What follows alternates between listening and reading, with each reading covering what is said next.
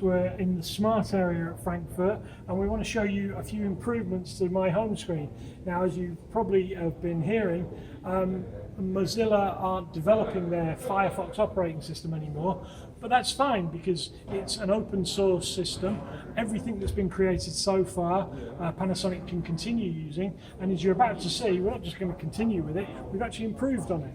So what happens now when you press the home button? Very similar to before, the main decks pop up, and we've been adding some other decks on there as we've been going along.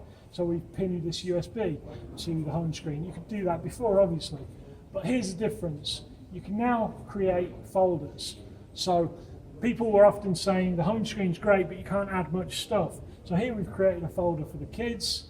It's got kids' website, it's got Legoland, the HDMI, which I guess could be their PlayStation or their Xbox, and a USB stick maybe with some of their favourite movies and pictures on there.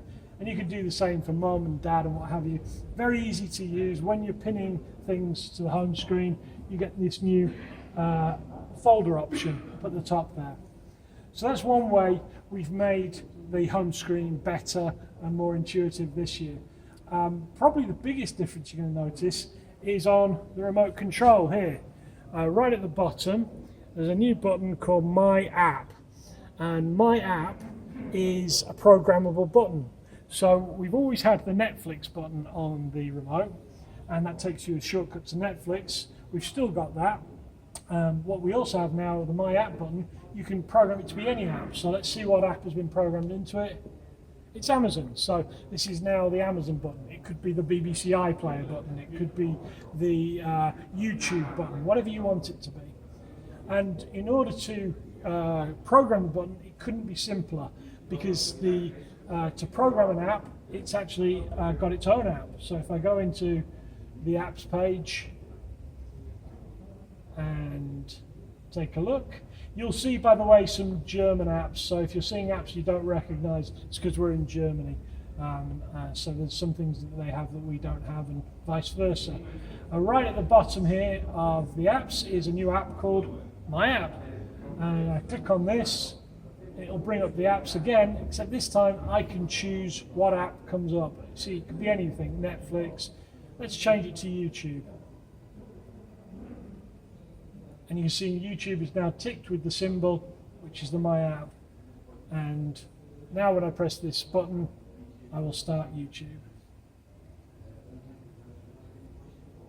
And there it is.